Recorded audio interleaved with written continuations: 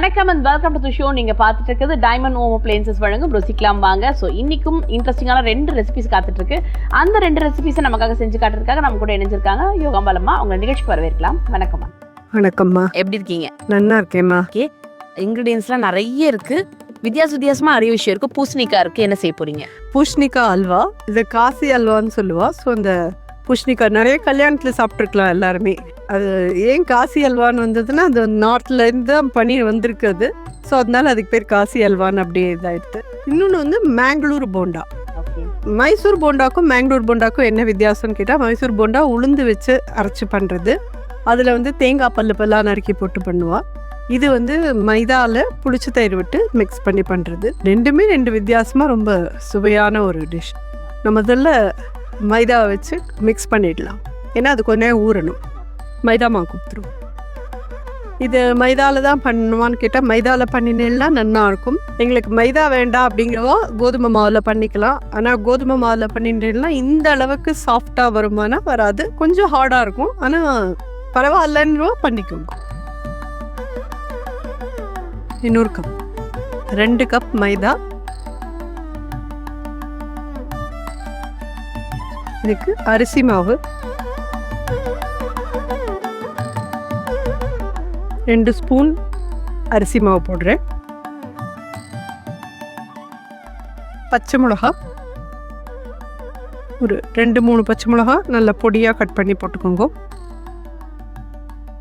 இஞ்சி பொடியாக கட் பண்ண இஞ்சி. பேக்கிங் சோடா, சமையல் சோடா ஏதானு ஒன்று.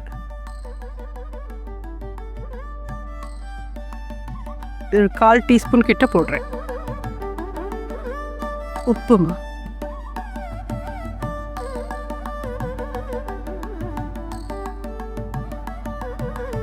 சீரகம்,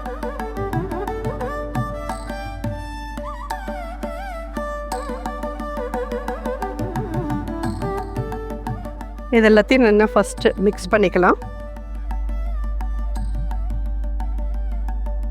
ஸோ இதில் தயிர் விடலாம்ப்பா. ரொம்ப புளிச்சதாகவும் வேண்டாம், ரொம்ப புளிப்பே இல்லாத இருந்தாலும் நல்லா இருக்காது. மீடியமாக இருக்கிற தயிராக இருக்கட்டும். 2 கப் எடுத்துகிட்டு இருக்கோன்னா 1 கப் கிட்ட தயிர் வேணும்.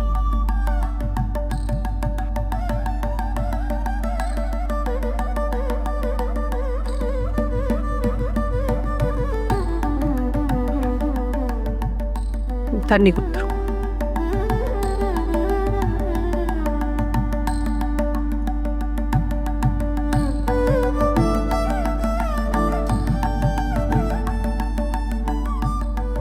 இது கொஞ்சம் தளரதான் பிசைஞ்சு வச்சுக்கணும்.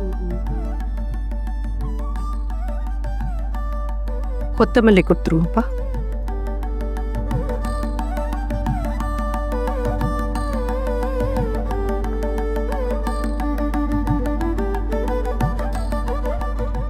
இன்னும் கொஞ்சம் கூட தண்ணி வேணும்மா.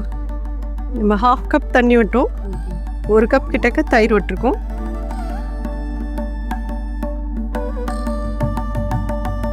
இன்னொரு 1/4 கப் கிட்ட தண்ணி விட்டுருக்கோம். ஸோ ஆல்ரெடி இதை பார்க்குறதுக்கே கொஞ்சம் வாட்டரியாக இருந்த மாதிரி தான் இருந்தது. இன்னும் நல்ல வாட்டரியாக இருக்கணும்ப்பா. அது ஊறினா நல்லா கொஞ்சம் கெட்டியாகிடும். நீங்கள் இது போடுறதே நல்ல லூஸாக தான் இருக்கும்.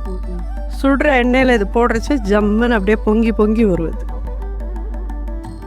இது நல்லா கொஞ்ச நேரம் ஊறட்டும். திருப்பி இதை ஒரு தடவை பிசைஞ்சு விட்டு தான் நம்ம எண்ணெயில் போடணும். நம்ம அல்வா பண்ண ஆரம்பிக்கலாம்.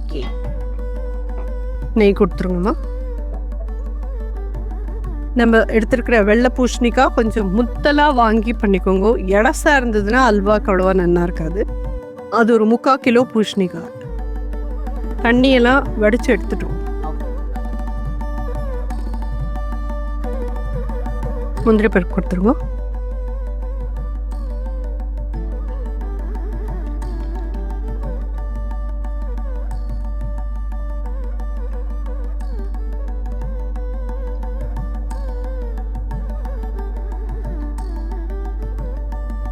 இது ரொம்ப குவிக்காகவும் ஆகும். அட் த சேம் டைம் ரொம்ப டேஸ்டியாக இருக்கும். அல்வானா பல பேருக்கு இருக்கிற பயம் என்னன்னா கிண்டிகிட்டே இருக்கணும், டைம் கன்சப்ஷன் ரொம்ப ஜாஸ்தி எடுக்கும்ன்றது. இது குயிக் ஆகிடுமாண்ணா? ஆமாம், இந்த மாதிரி நல்லா ஆல்ரெடி புழிஞ்சு வச்சுட்டோம் தண்ணியை. இந்த தண்ணியை கொஞ்சமா விட்டு விட்டு நம்ம வதக்குறோம், அவ்வளவுதான். ஸோ இங்க வந்துட்டு கிரேட் பண்ண பூசணிக்காய் இருக்கு, அதுல இருந்து நம்ம வாட்டரை செப்பரேட் பண்ணி எடுத்துட்டோம். ஆமா. பட் இந்த தண்ணியை தூக்கி போட்டுறக்கூடாது, இது நம்ம மிக்சிங்க்கு தேவை. ஆமா, பூசணிக்காவை அளந்துக்கணும். இப்போ இந்த கப்பால ஒரு கப்பு நல்லா ஃபுல்லா இருந்ததுன்னா இந்த கப்பால 1.5 கப் கிட்ட சர்க்கரை தேவை.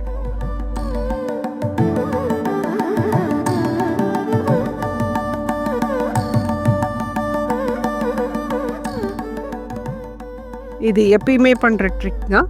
இந்த நெய் அப்படியே பூசணிக்காவை பதக்கிறதுக்கு வச்சுருவேன். ஃப்ரை பண்ணி எடுத்து அதே கீல பூசணிக்காய் பூசணி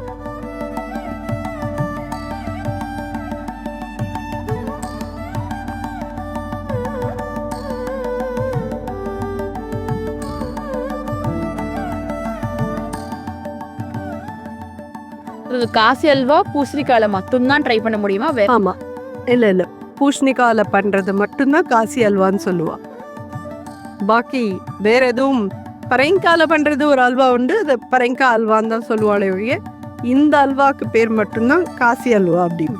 கல்யாணத்துல எல்லாம் பார்த்தீங்கன்னா இது கண்டிப்பா ஏதான ஒரு வேலையில மார்னிங் பிரேக்ஃபாஸ்ட்ல இல்லைன்னா ஈவினிங் டிஃபன்ல இது கண்டிப்பா இருக்கும்.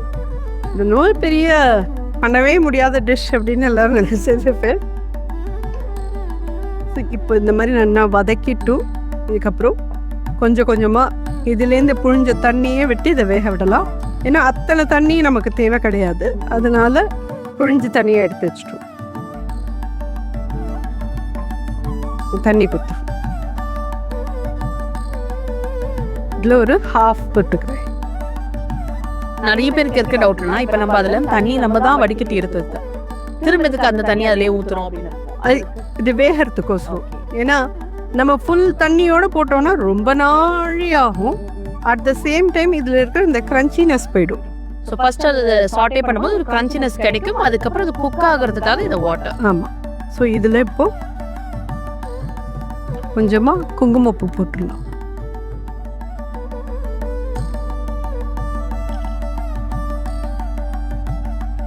இது கொதிக்கிறதையே இந்த கலர் வந்துடும் நல்லா.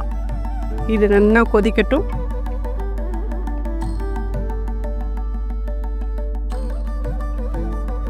ஸோ இது கொஞ்ச நாளே வதங்கட்டும். நம்ம அதுக்குள்ள எண்ணெயை விட்டு இங்கே சூடு பண்ணிக்கலாம். ஸோ கொஞ்ச நேரம் அந்த பூசணிக்காய் இன்னும் குக் ஆக வேண்டிய அவசியம் இருக்கு. அதே போல மேங்களூர் போண்டாஃபி எண்ணெயும் சுட வேண்டிய அவசியம் இருக்கு. காசி அல்வா ஒரு பக்கம் குக் ஆகிட்டே இருக்கு, இன்னொரு பக்கம் ஆயிலும் தயாரா இருக்கு. என்ன பண்ணலாமா அடுத்து? இப்போ இந்த மாவை திருப்பி இன்னொரு நல்லா மிக்ஸ் பண்ணணும். இந்த மாதிரி தூக்கி தூக்கி விட்டு மிக்ஸ் பண்ணுங்க. இதில் ஒரு எலாஸ்டிக் தன்மை மாதிரி இருக்குது தெரியுறதா? இந்த மாதிரி ஃப்ளோயி கன்சிஸ்டன்சி இருக்கிறது தான் போண்டாவாக போடணும்.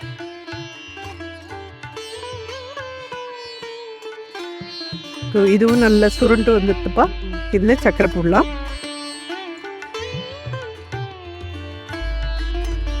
இது கொஞ்சம் சக்கரை தண்ணி கொஞ்சம் இதானதுக்கு அப்புறமா நம்ம நெய் விட ஆரம்பிச்சோன்னா சரியா இருக்கும். ரொம்பலாம் வேணும்னு விடணும்னு அவசியம் இல்லை. இன்னொரு 2 டேபிள் ஸ்பூன் விட்டோன்னா போதும். ஆனால் இந்த போண்டா போடுறதுக்கு நீங்கள் கையில் வந்து கொஞ்சம் நினச்சிக்கணும், தண்ணி வேணும்ப்பா.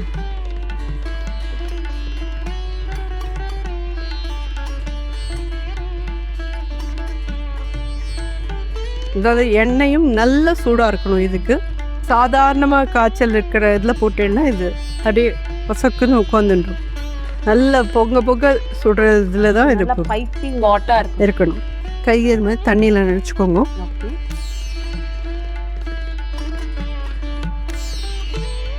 கையில் அந்த மாவு ஒட்டாமல் இருக்கும்க்கு வாட்டர் முக்கி போட வேண்டியது அவசியம். ஸோ இது போண்டா, பட் இருந்தாலும் இந்த ஆந்திரா ஸ்டைல் புழு போடுற மாதிரி குட்டி குட்டியாக ஆமாம் நல்லா இருக்கும்.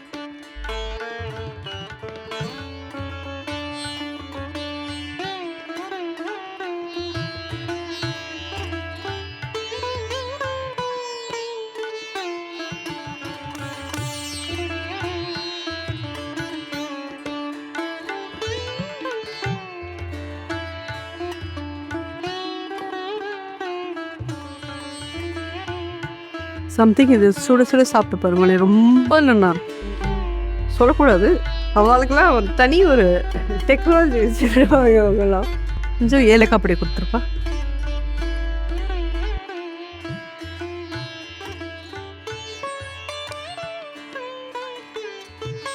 இப்போ நம்ம இவ்வளோதான் வச்சுருக்கோம், ஒரு 3/4 கிலோ தான் பண்ணியிருக்கோம். நீங்கள் நிறைய பண்ணியிருக்கேன் அப்படின்னா இந்த சுகர் கிறிஸ்டலைஸ் ஆகாத இருக்கிறதுக்கோசரம் கொஞ்சம் எலுமிச்சம்பழம் சாறு விட்டேன்னா கிறிஸ்டலைஸ் ஆகாத இருக்கும். நெய் விட ஆரம்பிக்கலாம்.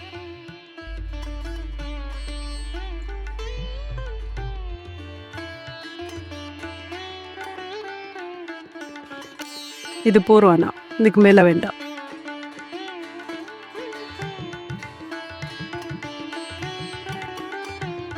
நெய் விட்டதுக்கப்புறம் எப்படி கிளாஸியாக தெரியுறதா? இந்த சர்க்கரையும் நெய்யும் சேர்றது இது மாதிரி கிளாஸியாக.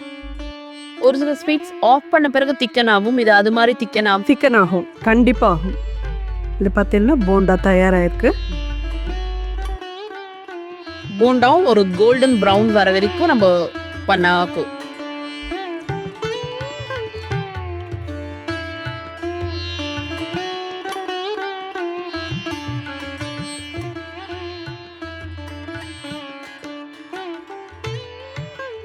ஆந்திராவில் தோசை மாவை வச்சு பண்ணுறது புனுகுலும்பா. இல்லை ஆக்சுவலி புனுகுலுன்னு ஏன் சொன்னேன்னா, நீங்கள் ஃபஸ்ட்டு போடும்போது சின்ன சின்ன பீசஸாக இருந்துச்சு. ஸோ ஐ தாட் ரொம்ப குட்டி குட்டி பீசஸாக வரும் போல் அப்படின்னு சொல்லிட்டு. ஆனால் போட்டு நல்லா அது புக்கான பிறகு பெருசாக வந்துருச்சு.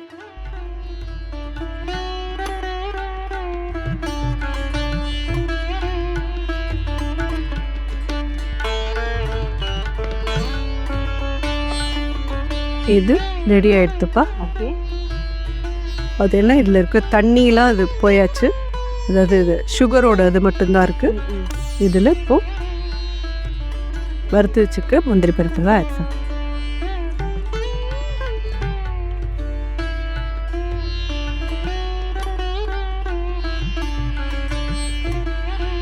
ஜோரான காசி அல்வா தயாராகிடுப்பா.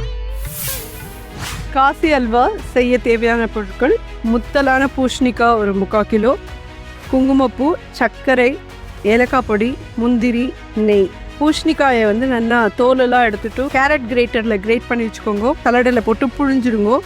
தண்ணியை தனியாக வச்சுக்கோங்க, பூசணிக்காய் தனியாக வச்சுக்கோங்க. ஒரு கடாய் எடுத்து நெய் 2 ஸ்பூன் விட்டு அதில் முந்திரி பருப்பை வறுத்து வச்சுட்டு இந்த பூசணிக்காயை அதில் போட்டு நல்லா வதக்குங்கோ. தண்ணிலாம் வற்றினதுக்கு அப்புறமா நம்ம இதுலேருந்து புழிஞ்சு வச்சுருக்கிற தண்ணியே ஒரு பாதி பங்கு விட்டு பூசணிக்காயை நல்லா வேக விடுங்கோ. பூசணிக்காய் வெந்ததுக்கப்புறம் பூசணிக்காய்க்கு 1.5 பங்கு சர்க்கரை போடுங்கோ. சர்க்கரையோடு சேர்ந்து நல்லா கரைய விட்டுருங்கோ. குங்குமப்பூ ஆட் பண்ணுங்கோ, ஏலக்காய் பொடி போடுங்கோ. நல்லா எல்லோ கலரில் கெட்டியாக வந்ததுக்கப்புறம் 2 ஸ்பூன் நெய் விடுங்கோ.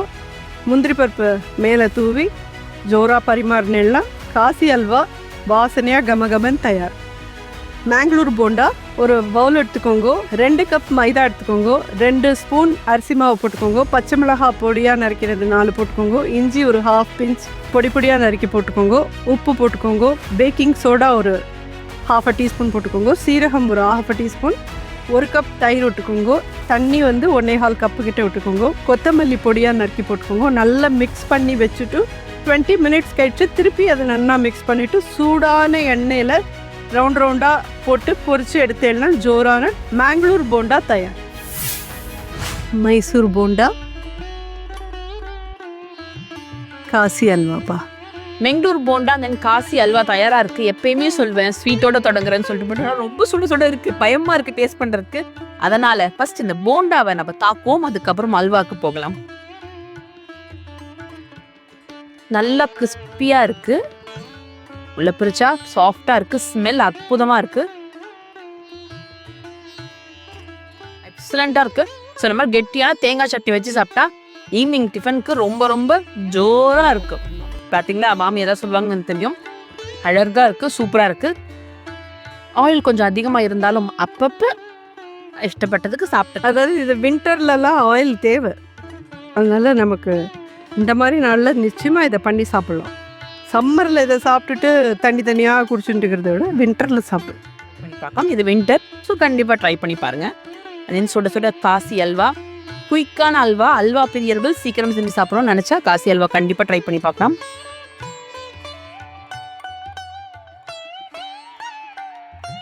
காசி அல்வா தான். அல்வா எப்பயுமே வாயில் ஒட்டும் அப்படின்னு தண்ணி நல்லா க்ரன்ச்சியாக இருக்கணும் அப்படின்னு சொன்னால் காசி அல்வா ரொம்ப அற்புதமாக இருக்குது. கண்டிப்பாக இந்த காசி அல்வாயும் பெங்களூர் போண்டாவையும் ட்ரை பண்ணி பாருங்க. ட்ரை பண்ணி பார்த்து எப்படி இருக்குன்ற ஃபீட்பேக் எங்களுக்கு சொல்லுங்க. இதே போல வேற ஒரு இன்ட்ரெஸ்டிங்கான ரெசிபியில உங்களை நான் சந்திக்கிறோம். Until then, this is me Kritika and then Yoga Malama telling bye to you all. நீங்க பார்த்துட்டு டைமண்ட் ஓமோ பிளேன்சஸ் பண்ணுங்க, ருசிக்கலாம் வாங்க. நன்றி, வணக்கம். ருசிக்கலாம் வாங்க பரிசு போட்டிக்கான கேள்வி. இன்றைய நிகழ்ச்சியில் அல்வா செய்வதற்கு பூசணிக்காய் எந்த பதத்தில் வாங்க வேண்டும் என திருமதி யோகாம்பாள் சுந்தர் அவர்கள் கூறினார். இந்த கேள்விக்கான சரியான பதிலை 15 நிமிடத்திற்குள் அனுப்பும் முதல் 10 நபர்களில் ஒரு நபருக்கு டைமண்ட் ஹோம் அப்ளையன்சஸ் வழங்கும் ஒரு பரிசு காத்திருக்கிறது.